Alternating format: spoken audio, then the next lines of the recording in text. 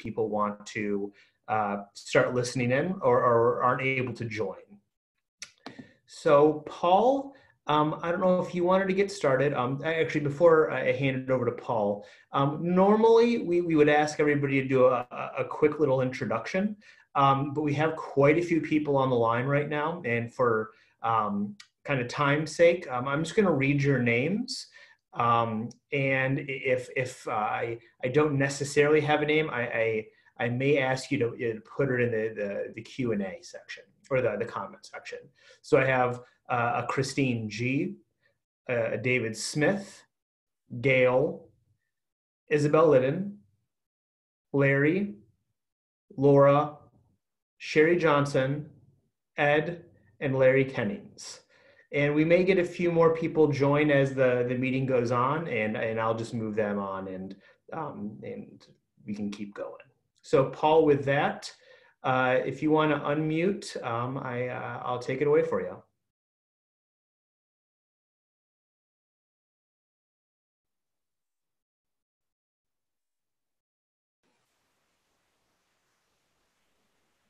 Okay, everyone can hear me, right? Good evening. My name is Paul Jensen. I'm the Community Development Director for the city, and I'm working with Ethan Guy, our Principal Analyst, on the Priority Development Area topic. And as Ethan had mentioned, we are having a number of meetings like this that we've scheduled. They're generally 1-hour meetings, and they're conversations like this, and so far they've been pretty well received and pretty well attended. Ethan, could you move on to the next slide? What I'm going to be covering is some background, and for some of you that may not be familiar with city planning and some of these terms, because I see folks on here that I'm not familiar with. I don't know what your level of knowledge is on this. I'm going to be covering some topic areas here that some of you may be familiar with, and some this may be something new. And I'm going to start with what is referred to as our General Plan 2040. Every city, town, and county in California must prepare a general plan for their jurisdiction, and it covers the whole jurisdiction. In the case of San Rafael, it covers the city of San Rafael and some of the areas outside that are in the unincorporated areas of San Rafael that we serve. And generally what it does is it covers a forecast of where the city is and wants to go for a period of 20 years. We are currently operating under what's called General Plan 2020. It was adopted by the city in 2004. And of course, here we are, fast forward 2020. And so several years ago, we started an effort to prepare General Plan 2040, which will take us from year 2040 or 2020 to 2040.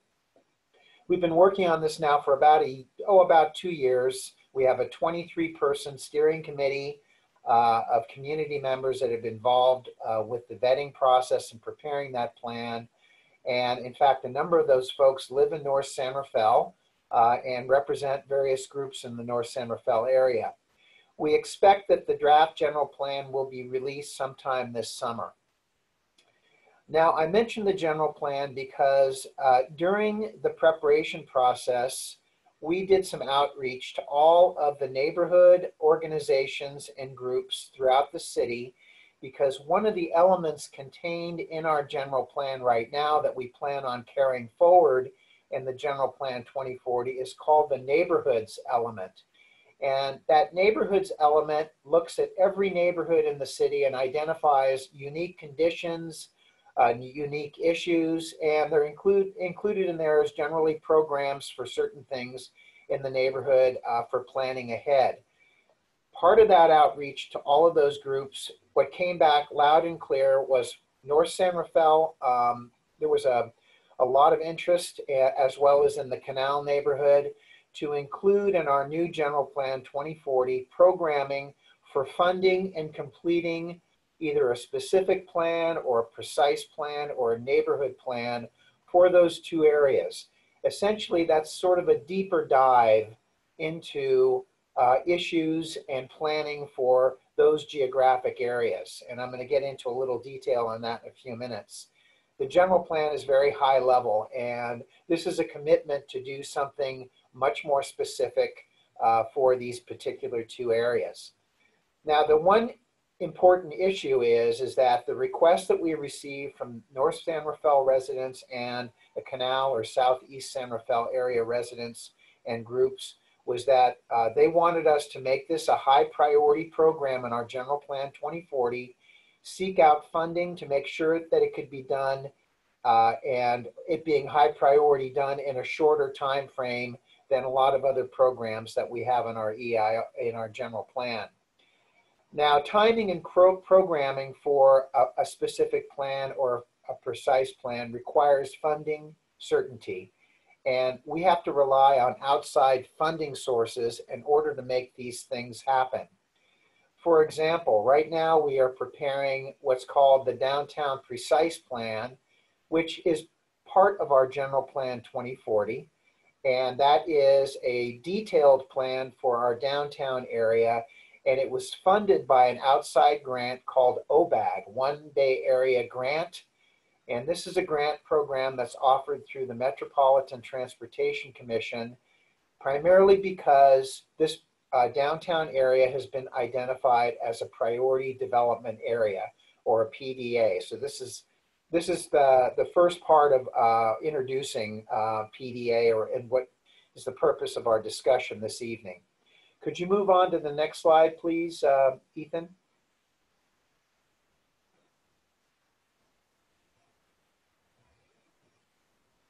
Ethan?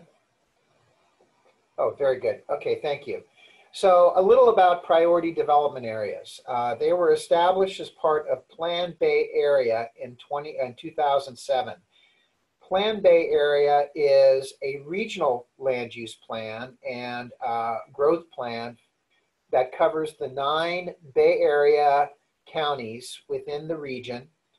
And it is, the oversight and preparation is done by the Metropolitan Transportation Commission and the Association of Bay Area Government.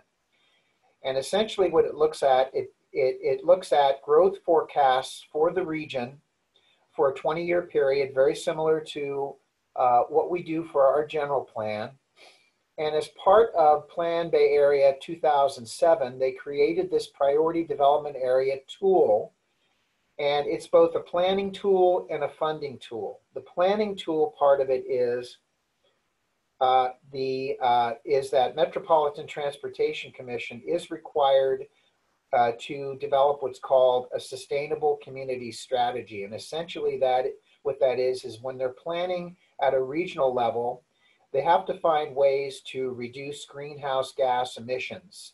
So the planning part of the PDA tool is to create areas where you can have more concentrated growth for jobs, housing, and services in the inner regions to minimize greenfield developments, which are way out in the hinterlands, like East Contra Costa County or Solano County and things of that nature. So it's a planning tool to try to concentrate growth generally around areas of transit, which is real critical as part of this discussion. The funding part of the tool is that it offers local jurisdictions, if local jurisdictions choose to identify a PDA, immediate funding opportunities for planning, like for preparing a specific plan. So that's one of the reasons why we're pursuing this, and Ethan will get into this in a few minutes. What's interesting, though, is that there's been an evolution of PDAs since 2007. When they were initially formed, it was really a 1/2 mile radius around a rail station or a transit center. And we have 2 in San Rafael. We have the downtown area where we have a smart station and the downtown transit center. And then of course we have the Civic Center smart station. And those 2 were identified, nominated, and selected as PDAs in 2009. With that, the city received full funding to prepare station area plans for both the downtown area and the Civic Center station area. And those were funded, like the Downtown Precise Plan is being funded right now for our General Plan 2040 by an OBAG grant in 2011. During the time of the preparation of that plan, there was a lot of controversy, particularly around the Civic Center station area plan in certain parts of the plan area. And what eventually happened was the scale of that plan, or the recommendations that were in the Civic Center station area plan, were scaled back, and the city decided to remove the PDA designation around the Civic Center station, which is the half-mile circle, and that was eventually rescinded. Can you move on to the next slide, please, Ethan? So with that, this opportunity came up just recently, and the question is, why would we consider a PDA again, and what has changed since 2013 when the city decided to remove the PDA for the Civic Center area? And actually a lot has transpired since then, which is worthy for us to consider a discussion of this topic. And the first is that the PDA definition has changed. It's no longer a 1/2 mile circle around the smart station. Essentially, it is a broader area that can be considered eligible for a PDA, generally around transit, and Ethan will get into the details of this in a few minutes. And what's really important for us is that we as a city have full discretion on how we form the boundaries of that PDA and how much of the land area that it covers. So this is a major change then from 2013, where if we wanted a PDA, we were forced to really just accept this 1/2 mile around the two smart stations. The other important factor which has not changed is that this would not impact local zoning or land use authority. Ethan will get into details on this, but essentially Plan Bay area and the priority development areas have no authority over local land use, local zoning, or local land use decisions. And another reason why we're looking at this, that this would not prejudice our general plan 2040 process, because we're primarily looking at this as a funding opportunity for future planning, for more detailed planning for 2 geographic areas. The other important thing is that by taking on this PDA, we are not obligated to meet or zone for any of the growth assumptions that may come out of the Plan Bay area, either citywide or what is looked at the PDA level. And this is a real important factor, because this has always been one of the concerns by a lot of community members about strings attached to a PDA. And again, we have no obligation to meet any of those growth estimates. The other thing that's happened since 2013, and which is very apparent, is we have a housing crisis.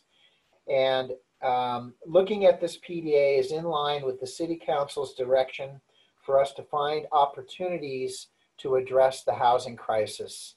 And lastly, I want to mention, some of you have heard of the term RHNA, or Regional Housing Need Allocation. This is completely separate from Plan Bay area, completely separate from PDAs, and it's really a state law that obligates the city to plan for housing. And every 8 years, we have to look at our housing section of our general plan, and we have to meet certain housing numbers that are given to us by the state of California.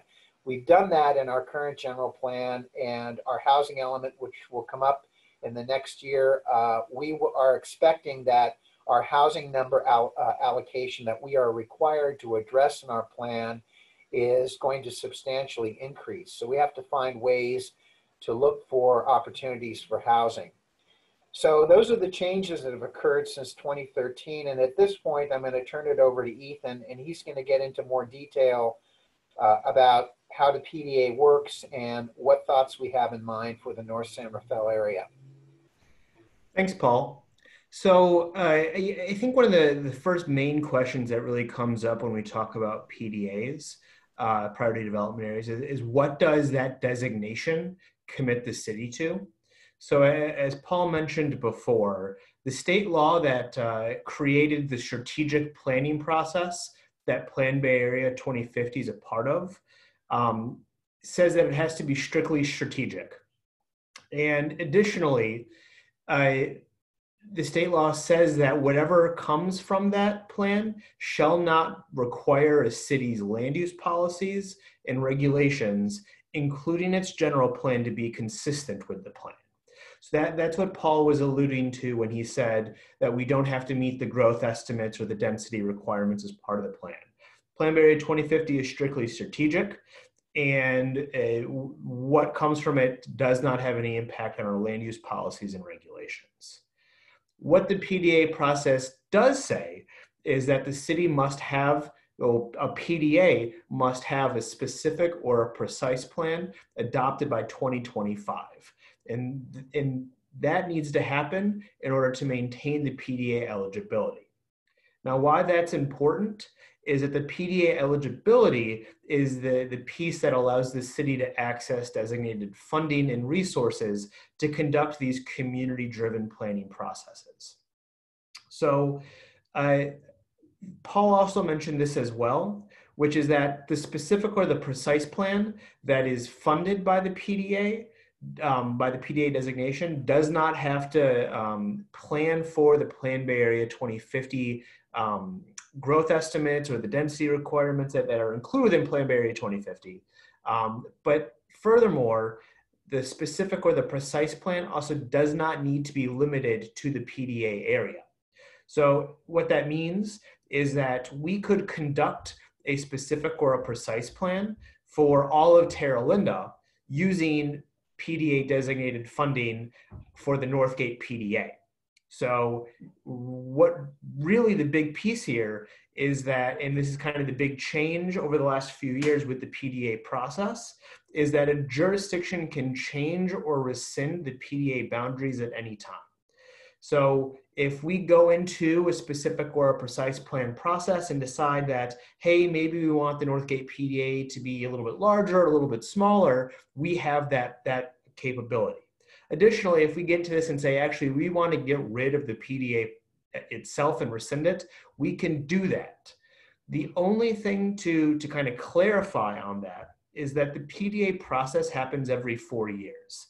So while we could rescind or change the PDA boundary immediately, that wouldn't be reflected until the next time Plan Bay Area is updated, which would be in that next 4-year cycle. So where are we right now? We're currently in what's called this letter of interest process. MTC and ABAG, they're accepting local nominations of PDAs through a letter of interest. This is the first step in this PDA process. As you can kind of see on the map to the left, there's quite a bit of land in San Rafael that's eligible for a PDA designation. So that's the areas that are colored in. You can also see that dark red circle around San Rafael. That's the original boundaries of the downtown PDA. So as part of this process, the first step is submittal of a letter of interest, which is required by May 31st, but that can be signed by the city manager or planning director. But what finalizes the letter of interest is an authorizing resolution. And that resolution needs to be adopted by June 30th for all new PDAs, which is what the proposed Northgate PDA and the proposed Southeast San Rafael and Canal PDAs would be. Once a letter of interest is submitted, it would be considered by MTC and ABAG for final approval. So that wouldn't happen until probably August or September. And then finally, once a PDA is approved, it would be included in the final blueprint analysis, is what it's called, for Plan Bay Area 2050. So where we are today is that on May 18th, City Council considered submitting a letter of interest. And City Council did agree to submit a letter of interest for Northgate and the Canal PDA, but directed staff to conduct further outreach. And that's part of what's going on here today. Now, it's important to note that while we've submitted the letter of interest, those PDA recommendations and those PDA boundaries are not finalized. What happens next is that authorizing resolution. That's the thing that finalizes any PDA nominations. And currently, Council is scheduled to consider that authorizing resolution on June 15th. Now, part of the why the PDA designation is important, you've heard Paul and I say this a few times, is that the PDA designation allows us access to designated funding and resources to facilitate a community-driven planning process. We've heard that this is really important for both the Northgate and the Canal neighborhoods, and this allows us kind of the ability to help supplement the cost of a very large-scale, detailed, community-driven planning process. So we've talked a lot about what a PDA is. So let's jump a little bit into kind of the Northgate PDA itself. And this is the proposed PDA. So the area that you see to the left is not the actual PDA boundaries, but it's the eligible area. As you can see, you can kind of see in the orange that half-mile radius that Paul was initially mentioning from the Civic Center in 2013.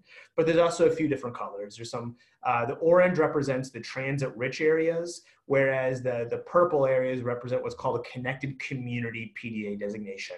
And I can get into a little bit more on that, but there's also, on our website, we have some frequently asked questions that help answer that.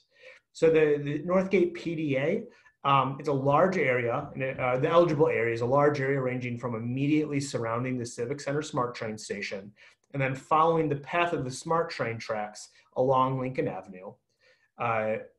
Right now, there is the inclusion of Northgate Mall area in the PDA, which the main reason for that is to be consistent with the general plan policies that are currently in General Plan 2020.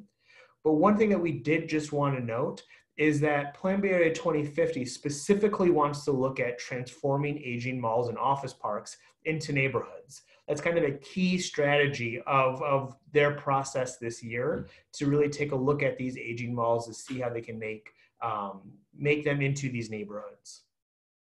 So the proposed Northgate PDA that Council considered on the 18th is what you see to the left. It includes Northgate Mall, Northgate 3, and the Northgate 1 Center. It also includes the Las Gallinas office and gas station areas.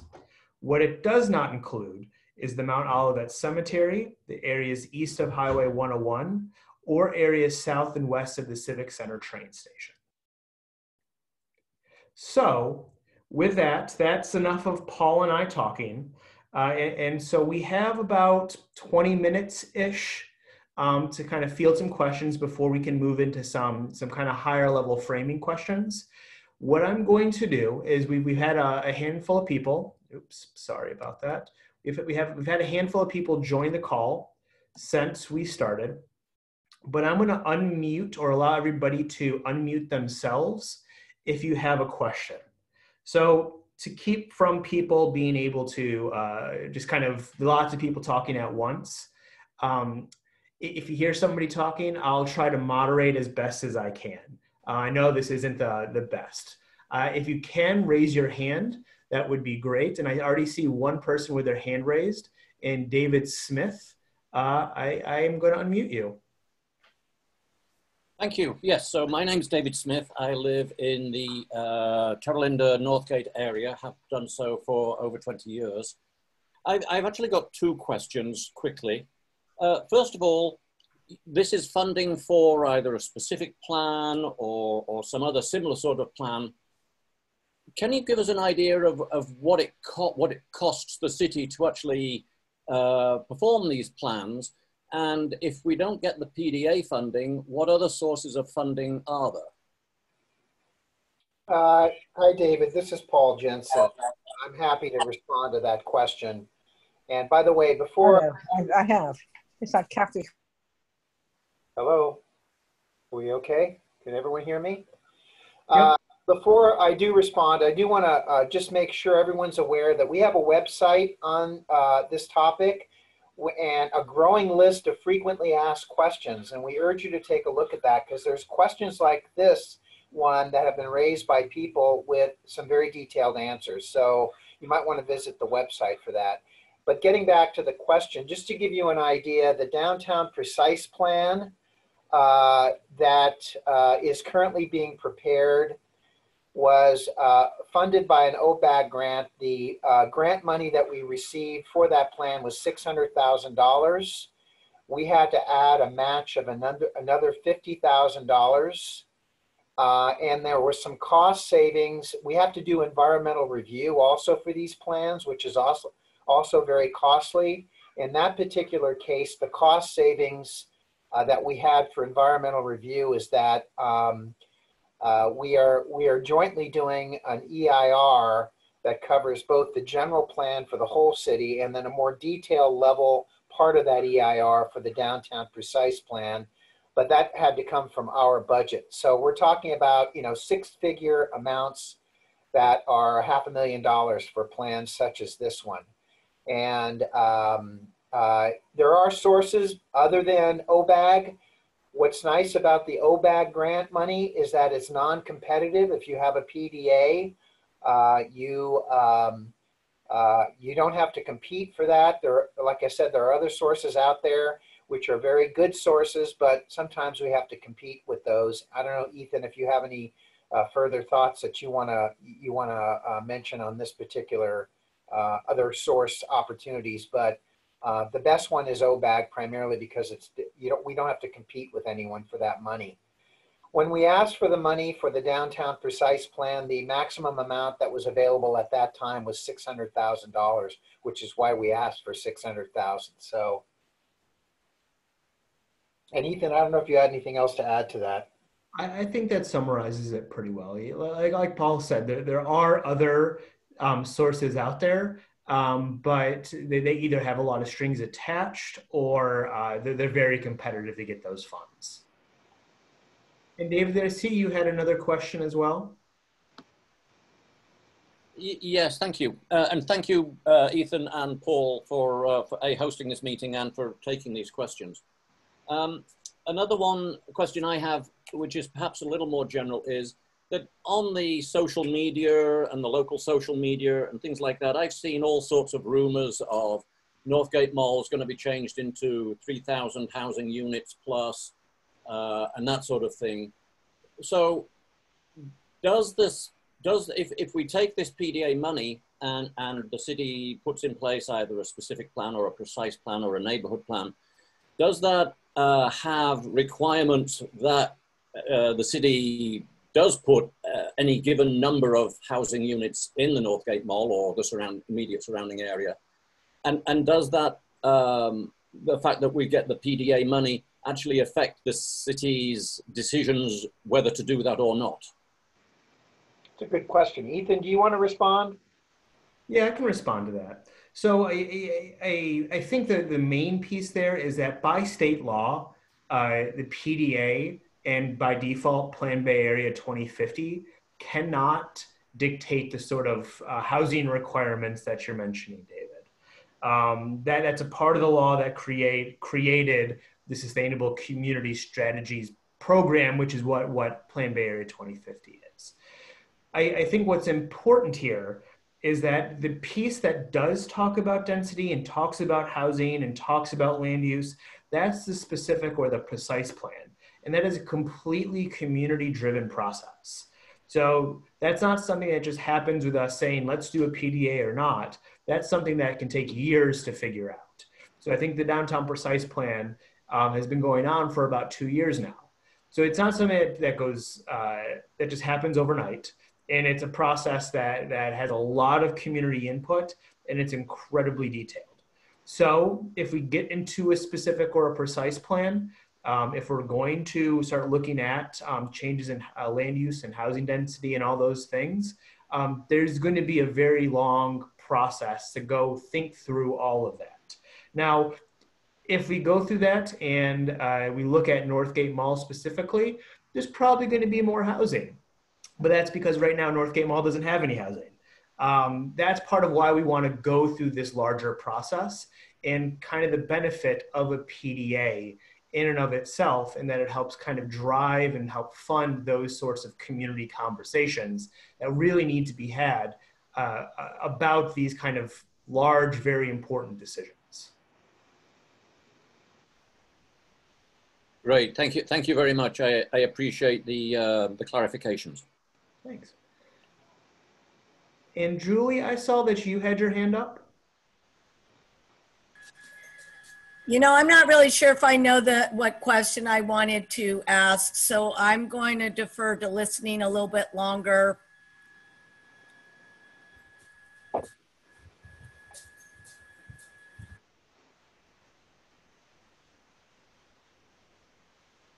So I'm not seeing any hands up.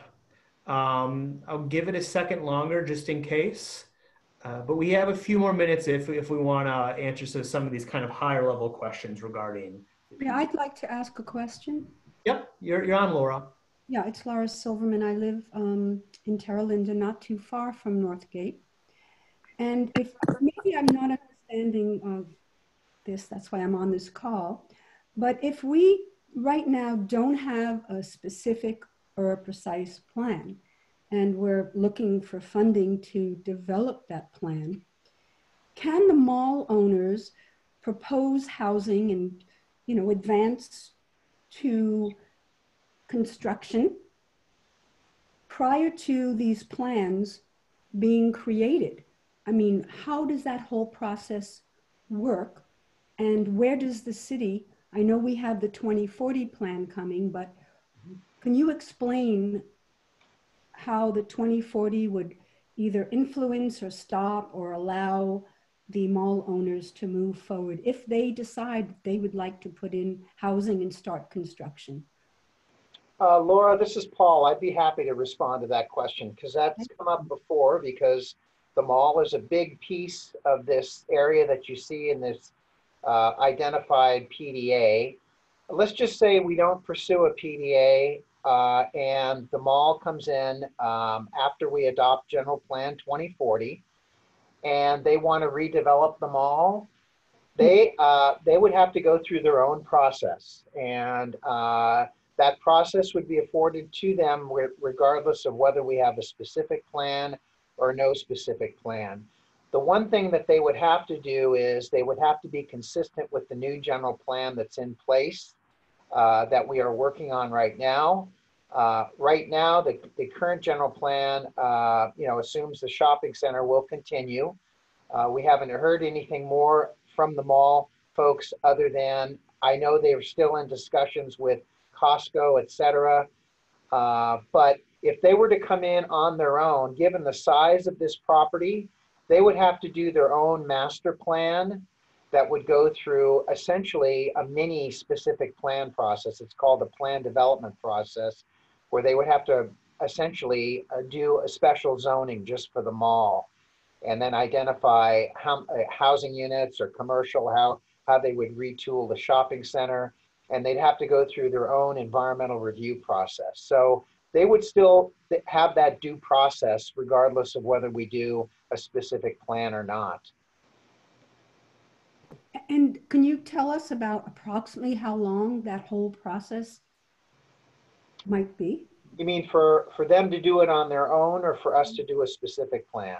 Well, for them to do it on their own, and if we are simultaneously doing a specific plan, how does that work involved in the timing? Let's say they're in the middle of doing their own development and going through the process and EIRs, and all of a sudden our plan gets processed and accepted. What happens at that time? It seems like that's a really, really good question, because we actually had that happen downtown with the downtown precise plan, and it had to do with BioMarin. BioMarin bought the big PG&E site in the middle of downtown at 999 3rd Street. That was the site that was cleaned up and expanded their campus. And they were proposing that right in the middle of our general plan process. They were allowed to continue because when we first started the general plan, we asked the city council, do you want us to continue to allow people to go through their own process as we're doing the general plan? And their response was, yes, we don't want to stop private property owners from pursuing what they want. But there were some precautions to that. We did require that the applicant sign a form that basically said, listen, you're proceeding with the knowledge that we are doing a grander plan for an area that includes you and surrounds you. And as we get through that process, just be aware there could be changes that could impact your property. And so that is how that was structured. That could or could not happen here. It depends upon how the city council, if they choose to proceed with a specific plan at some point when there's that decision being made, whether or not they want to say, let's put the halt on anything in this area until we get that plan underway and not allow anyone to proceed, or they may just do what they allowed BioMarin to do in downtown San Rafael. So there's a couple of touch points at the city council level where those decisions would be made. And would the community be involved in any way with those decisions? Because this seems to be something that is quite large. For instance, if they do move Costco into the mall, but the city decides we really want to develop this into a town center, we want it to be a community area with green space and housing, but then you have Costco with traffic and some other conditions that might not fit into the larger picture. What happens then? I just am wondering how we could incorporate all of that. Yeah, well, like I said, I mean, they could either be allowed to continue processing through their own process, or the city council could make a decision when they decide to initiate the specific plan to put a halt to development in this area. That has been done in the past, but obviously that's a decision that's made in a public forum by the city council, which would be something the city council would have to consider if the issue came up. Thank you so much. That's giving me a little bit broader understanding of the process, and I really appreciate all your time. By the way, Laura, before I just want to acknowledge that we received your question that you had about, well, what have been your experiences with the PDA in downtown? And we are going to respond to that and post it on the frequently asked question list. Okay, thank you. I did check the list and I noticed it wasn't there, but I know that you are very busy, and I'm sure that I look forward to receiving I think that came in this morning, so I told you that we'll take a stab at responding to it in the next day or so. Great, I really appreciate it. Thank you to both of you. Okay, thanks. So Gail, I saw you had your hand up.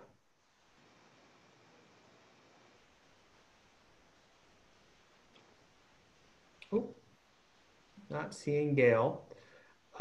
Before we move on to the next bit, did anybody else have a question?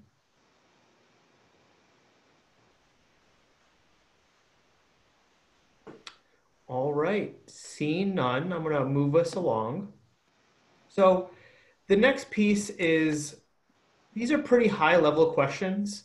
And it was really just to kind of, oh, yep. Oh, sorry, Gail, question?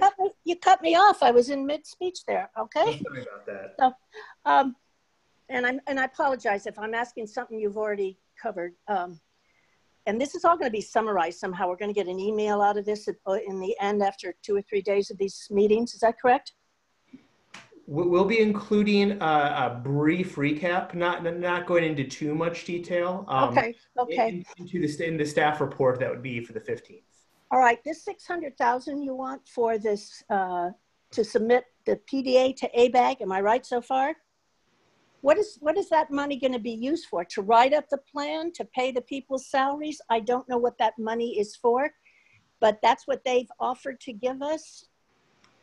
Well, we're still a few steps before that. So what the PDA process does is it allows us access to a pool of money to help with a community-driven precise plan.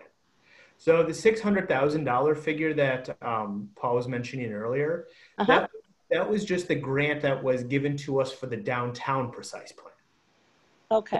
What that money was used for was to kind of conduct the community outreach, to help conduct all the analysis that needs to go into specific or a precise plan. They're very, very detailed documents, and also to help cover some of the costs to do the environmental review that's associated with a specific or a precise plan.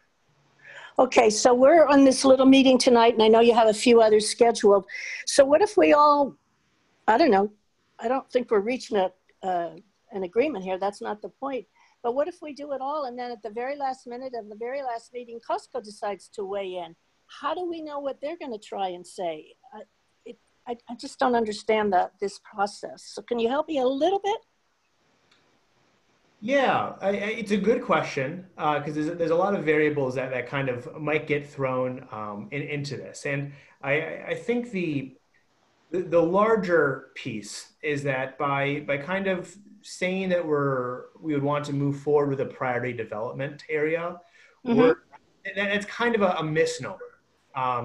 It's really more of a priority planning area. Well, we're trying to say that we're flagging these two neighborhoods for priority in terms of wanting to do visioning, to do development in terms of a precise plan or a specific plan. And those are really the pieces that drive the development. So while a Costco application would be separate of all of this, as Paul was kind of mentioning, that process for a Costco development or an application is also a very public forum. And I don't know, Paul, would you maybe want to answer a little bit to that too? Yeah, yes, it is. And that's already gone through a public forum. We already know, and that was just for conceptual review where there was 2 public meetings. I think I've been to both of those.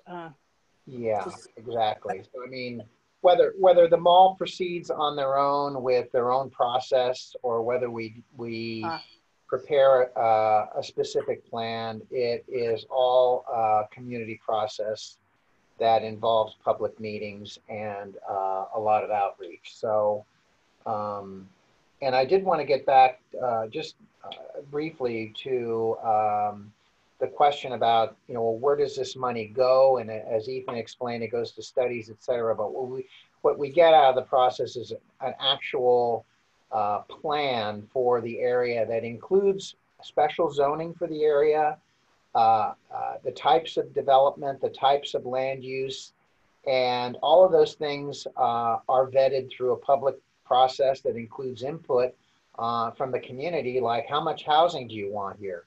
Do you want, how do you want to see, let's say, the mall transformed? What do you think about some of these other shopping centers that surround the area? And so that's all part of the community-driven process. So having said this at these meetings, that was just kind of superficial because it's not really a concrete plan about housing, about this kind of store or that kind of store. None of that's was just a talking session, I guess, right? Which session was that you're referring to? Well, I've been to the downtown one, the Centerville one, the one to try and locate the library, and all the Costco ones at the mall and that. And so I don't even know where we're at anymore because there's so many meetings and we still don't seem to have anything on paper. Well, actually, you know what? I mentioned when I first started talking that our general plan is going to be expensive resort like, and my friends. Hello. Ethan? I'm here. As I mentioned when I first started talking, we have a general plan that's being updated and it's going to be released this summer. That downtown precise plan, which is an actual document with all of these recommendations, is going to be released at the same time. So there will be a tangible document for you to look at to see. Okay. Yeah, that shows how it works. In fact, on some level, that's a good example of what to look for or what to expect to get out of a precise plan or a specific plan if we were to pursue something similar in the North San Rafael area. But I do want to caution you, the downtown is completely different than Northgate. And, downtown is more urban. There's a lot of stuff going on. And so while what's being recommended in downtown as part of this plan is great for downtown, but may not be appropriate for North San Rafael. Gotcha. But the fact is, the format of the plan and how the plan is structured and what's included in it is really what's important, because that's what you'd want to look at for this area. Okay, so there's these committees that will set this up, synthesizing all this input that you're going to get or are getting, right? And that's what will be presented to us when they make a decision? Yeah, exactly. And like I mentioned, we had a 23-person steering committee working on our general plan. And a good number of those folks live in North San Rafael and represent different stakeholder interests. Right, yeah. And so they've had their hands on forming those as well. So that formula would probably be something very similar that we would follow for the North San Rafael area if we were to choose at some point to prepare a specific plan. Okay, last question here is, as far as our little group that's on here, are we supposed to be available for another conference and anytime soon, or we just wait the summer release? So for the purposes of the PDA, the next step is actually just submitting the letter of interest. Once the letter of interest goes through, we still have applications that we need to file and all that fun stuff. So likely it's going to be a little bit before there's a next step in this specific PDA. In part of the reason for that is kind of why we're discussing it right now, is that MTC and ABAG have their own timeline. And that process is separate from what we would want to do with a specific or a precise plan, because obviously this is not the best forum to really have detailed conversations around planning and zoning and housing. So we recognize that and understand that we would really Thank you. Yeah.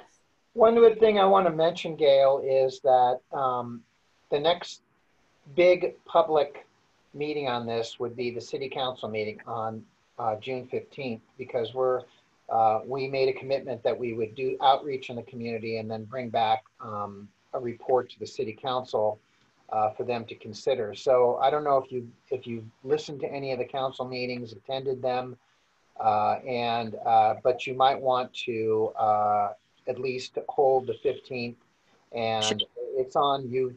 They're posted on YouTube, because obviously we can't physically meet. It's not a virtual meeting though, that will all be like this? Yeah. Oh, okay. Very great. similar. Thank you. Thanks. And Sherry, I see you have your hand up. Yes, can you hear me okay? Yep, okay. Maybe this is too basic a question. I attended the Northgate meetings when we all heard about the Costco wanting to come in, came to the city council chamber, as well as the meetings at the JCC.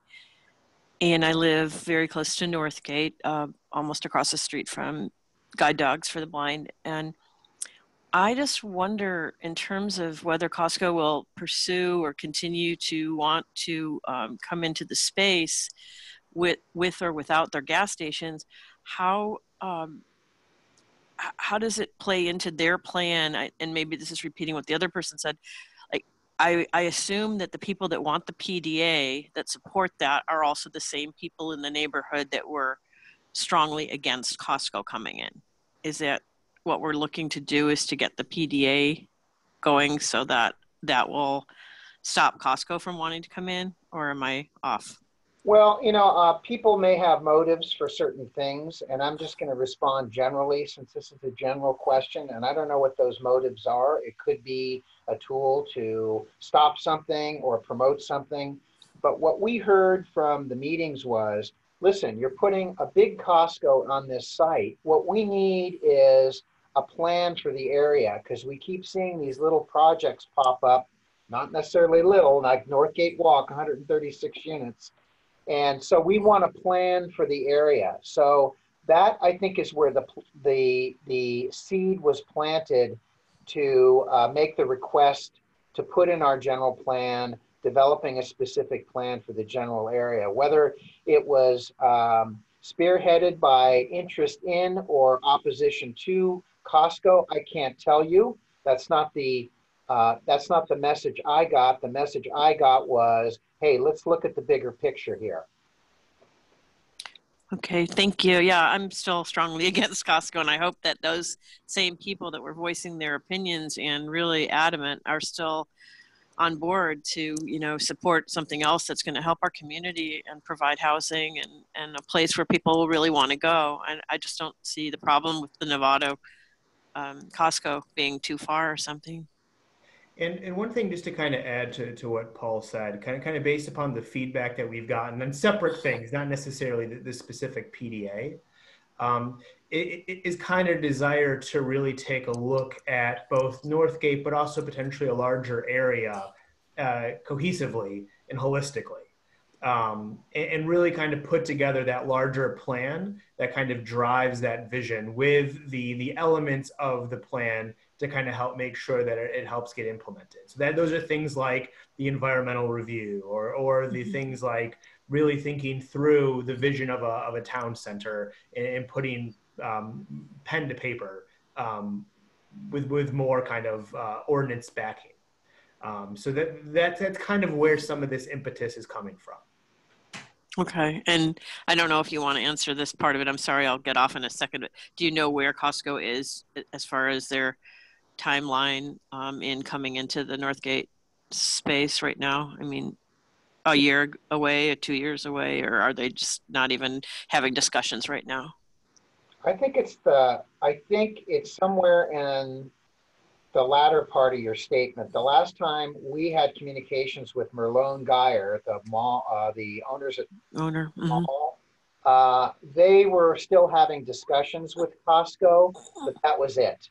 Nothing concrete, nothing specific. I think there was some messaging that was given to Costco that I don't think they liked from the city, because if you may recall, if you attended those meetings, the Planning Commission specifically stated that they did not support the fueling stations. And I think that's a big issue for Costco. So whether they plan on pursuing this or not is still in question because of that issue.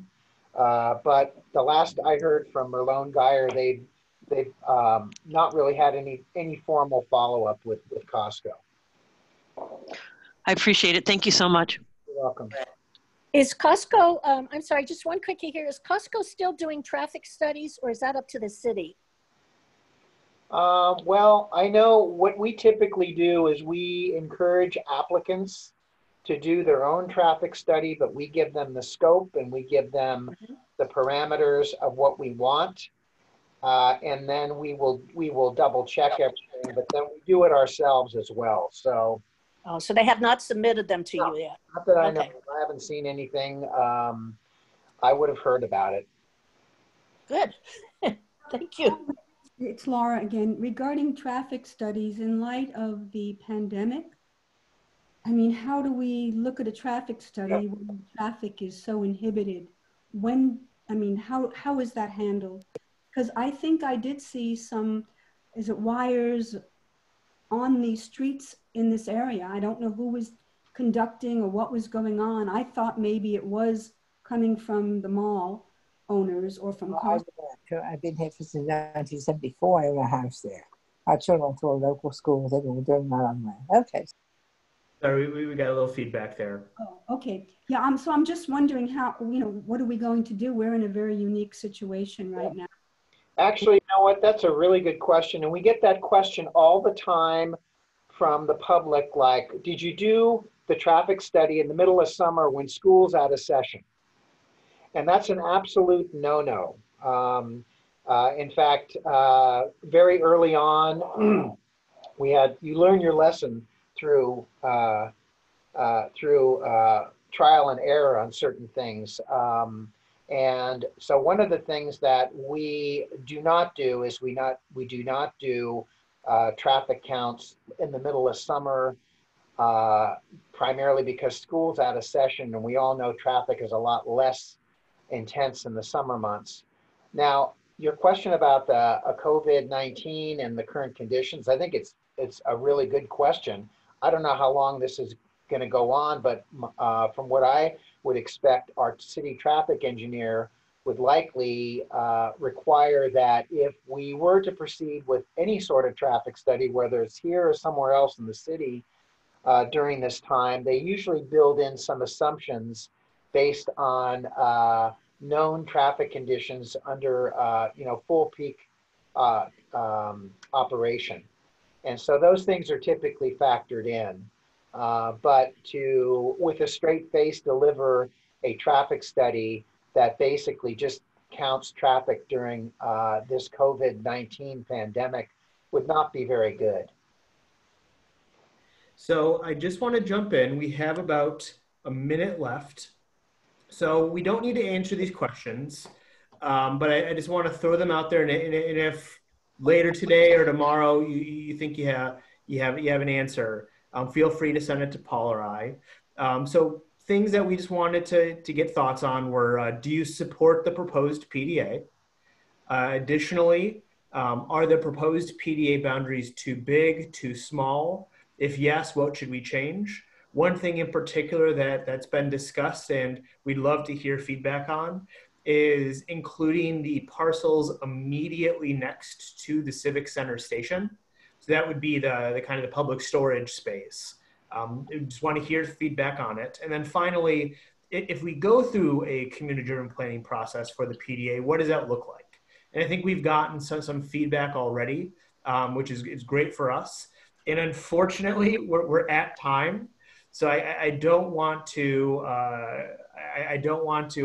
take any more time on an evening. What I would recommend is if you have questions, send them to Paul or I, but also check out our website, which is thecityofsanrafael.org/PDA. We have a pretty extensive list of questions there.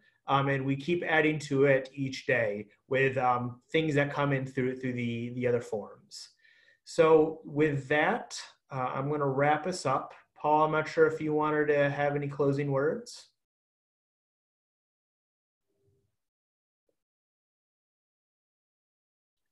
All right.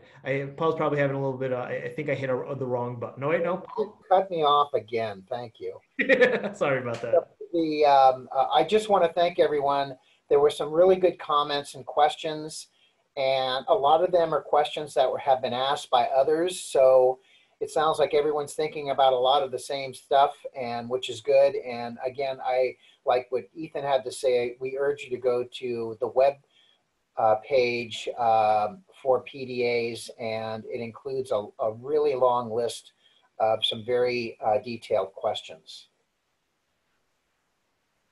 Great. All right. And with that, I'm going to end the meeting. Again, thank you everyone for joining. Thank you. Thank you. Thank you so much. Thank you.